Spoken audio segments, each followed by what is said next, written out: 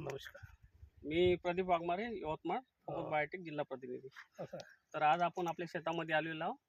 तर आपण पहिले आपला परिचय सांगा.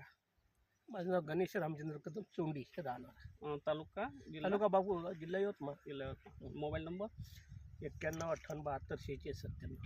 बरं. तर आपण आपल्या कपाशीमध्ये आहोत. आता ह्या कपाशीला आपण काय फवारणी केली तुम्ही? आठवत तुम्हाला औषध? हो आता हे गेलेलं ना हो, हाता मारले. वायफाय आणि हे फायटर दोन औषध दोनच औषधं मारली. आणि मारून किती दिवस होत आहे? 10-12 दिवस झाले सर. 10-12 दिवस होत आहे. हो. तर आपण 12 दिवसानं पण प्लॉटवर आहोत. हो, तर काय सांगता हे औषध मारल्यानंतर काय वाटलं आपल्याला? कंडिशन चांगली वाटली पराठीची. हं. शेंडे वगैरे काढले हं. आणि हिरवेपणा आहे हिरवे पण आहे. हो.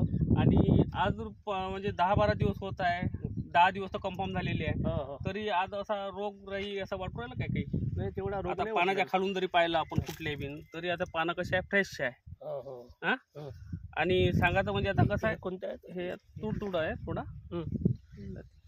आता हे जे आहे नाही का, हो. तर याला असं फांद्या वगैरे क्वालिटी बरी वाटून राहिली. वाटली ना बरी. हो. आणि की इथून आपण आता कसं आहे की ही दुसरीच फवारणी आहे आपली वाली. दुसरीच आहे. हा, तुम्ही तर फवारणी करतो म्हणून राहिले, पण मी तर म्हणतो आणखी 4-5 दिवस नाही केली तरी बरं बरं चालून जाते. बरं. तर आणखी इतर शेतकऱ्यांना काय सांगू शकता या औषधीबद्दल?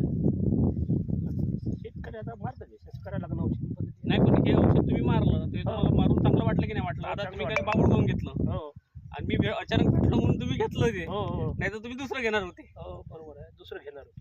बरोबर आहे. हो. तर तुम्ही मी सांगितलं तुम्ही मारलं हो. आणि तुम्हाला प्रात्यक्षिक रिझल्ट आहे. हो. हं? हं. बरोबर. तर तुम्ही समाधानी आहे ना? समाधानी आहोत. ठीक आहे, धन्यवाद. करा मग.